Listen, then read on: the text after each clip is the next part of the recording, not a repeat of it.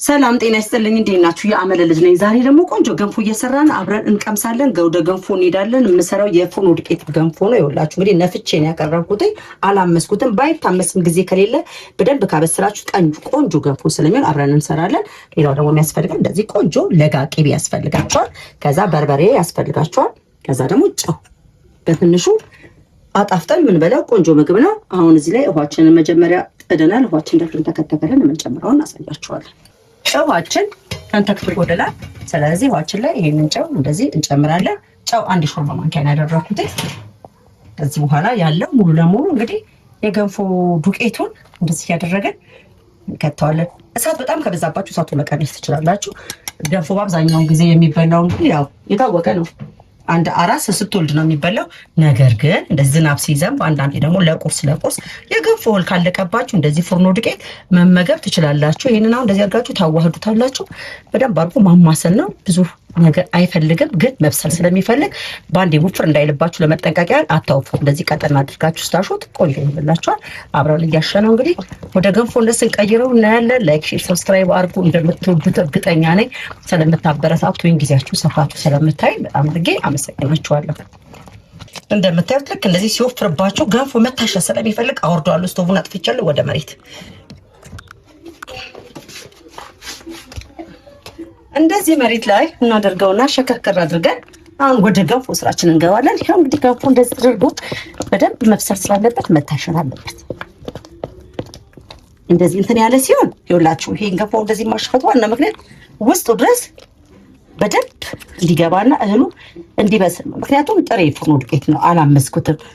ካመሳችሁትም እንደዚህ ብዙ ጉልበት አይጠይቅም። ግን አንዳንዴ በጣም ቢዚ ሆናችሁ ለማመስ ጊዜ አታችሁ ምናምን ደግሞ ከሆነ ይሰራል። የማይሰራ ነገር የለም ለማለት ፈልጌ ነው።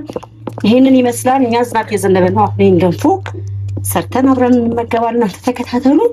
ሌላ ደግሞ ምን እንድሰራላችሁ ትፈልጋላችሁ? ጥያቄ አቀርብላችኋለሁ። ያን ጥያቄ እናንተ መልሳችሁ ብዙ ሰው የሰጠኝን ኮሜንት አይቼ እሰራላችኋለሁ። ይሄን ይመስላችሁ። እንደዚህ ካደረኩ በኋላ አሁን እዚህ ላይ ውሃ ጠብ አድርጌ ነው ድጋሚ የምጥደው። ምክንያቱም ዙሪያው ላይ እንደዚህ ትንሽ ውሃ እንደዚህ ታረጉትና ስቶቫችሁ ላይ ምንም ሳትነካኩ ትጥዱታላችሁ። ከዛ ይሄ ውሃ ራሱ እንዲያበስልላችሁ ያደርግላችኋል። ወደ ስቶቫችን እንሄዳለን። አሁን ስቶቬ ላይ አድርጌዋለሁ ከመሬት አንስቼ።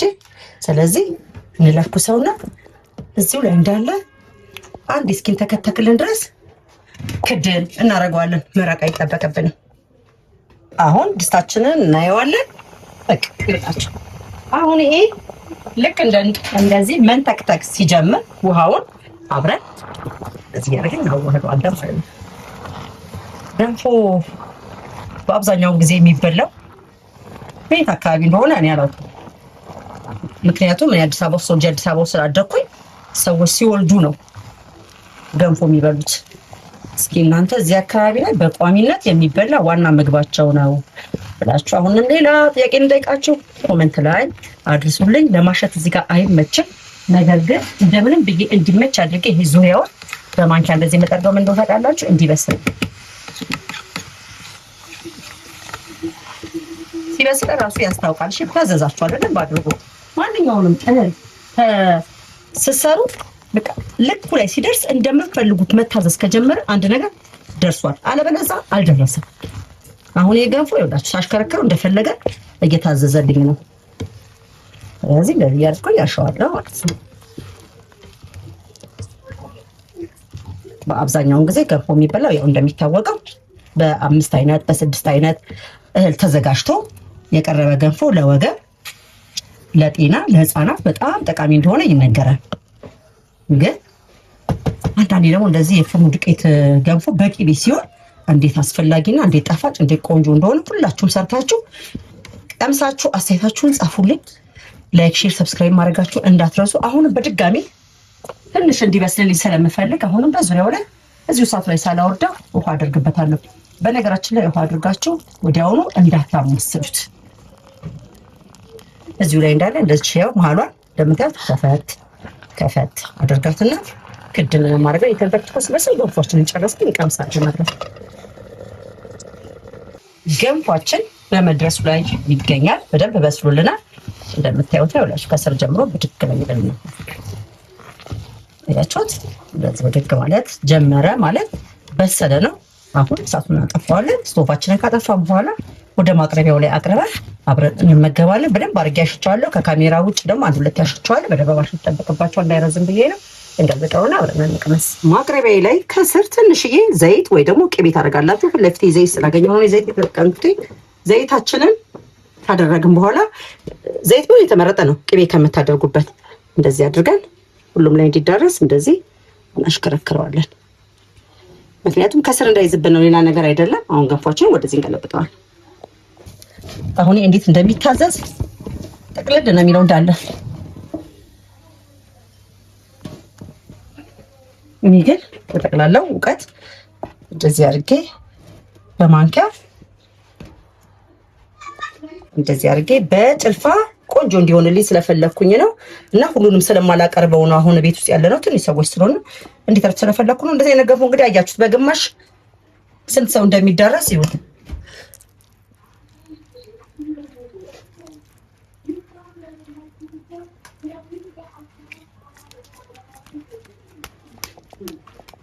ራሱ እንደዚህ የተሽከረከረላችሁ ይሄዳል። ይሄ የሚጠቅመን ለዛ ነው። በቃ ሌላ ምንም እንትን የለውም። ቅባት ከስር የምናደርግበት በዋናነት እንደዚህ ሊያስተካከልልን ነው። ከዚህ በኋላ በማንኪያ ይሄንን ዘርጋችሁ ዙሪያው በስመ አብ እንዴት እንደሚያምር እንዴት እንደበሰለ አያችሁት። ለስላሴውን እንግዲህ አያችሁት አይደለ?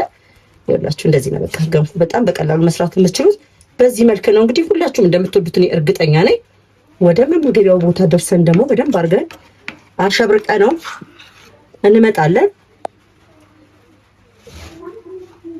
ለአይን እንዲያምር እንደዚህ የምናደርገው ወደ ማቅረቢያችን እንዲና ጠረጴዛችን ላይ እንቀፍሳለን። እንግዲህ ገንፏችን ይሄንን ይመስላል።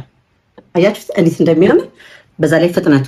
ከዛ እዚህ ላይ የምናደርገው ትኩሱን እንዳለ ቅቤያችንን እዚህ ላይ እናደርጋለን። ንጹህ ቅቤ ሲሆን ምን እንደሚሆን ታውቃላችሁ? ልክ እንደ ሲጨምሩት በራሱ ይቀልጣል። ነገር ግን ንጹህ ቅቤ ካልሆነ ደረቅ ስለሆነ አይቀልጥላችሁም። ስለዚህ እኔ ንጹህ ቅቤ እንደዚህ አድርጌ በራሱ ሙቀት እዚሁ ላይ አደርገውና አሟሙቀዋለሁ። ከዛ በኋላ በርበሬ እንደምትፈልጉት መጠን ትጨምሩበታላችሁ። ይህ በርበሬ ነገር ግን በዚቹ ለማስለባትና ላሳያችሁ። ገንፏችን ይሄን ይመስላል። ተመልካቾቼ እርግጠኛ ነኝ እንደወደዳችሁት እናንተም ቤታችሁ እንደምትሞክሩት። በጣም በቀላል ዘዴ በአጭር ሰዓት የተሰራ በጣም ጣፋጭ ገንፎ ነው። እንግዲህ ይሄ ገንፎ ቀምሼ ውጤቱን እነግራችኋለሁ። እንደዚህ ተደርጎ ነው እንግዲህ ገንፎ የሚበላው በአብዛኛውን ጊዜ እንደዚህ ሰካካና። እስኪ ልቅመሳው። በስመ አብ ወወልድ ወመንፈስ ቅዱስ።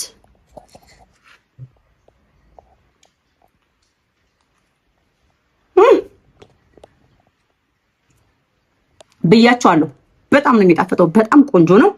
ሌላ ምግብ እንድሰራላችሁ እናንተ ጋብዙኝ። የኔ ገንፎ ይሄንን ይመስላል። አንድ ያጣላል፣ ሁለት ደግሞ ያፋቅራል እንደሚባለው በምግብ ስለሆነ በጣም ይጣፍጣል። እንደምትወዱት እርግጠኛ ነኝ። እንግዲህ ይሄንን ይመስላል ገንፏችን። ሰርታችሁ ሞክሩ። ስለተከታተላችሁ እጅግ አድርጌ አመሰግናለሁ። ቻው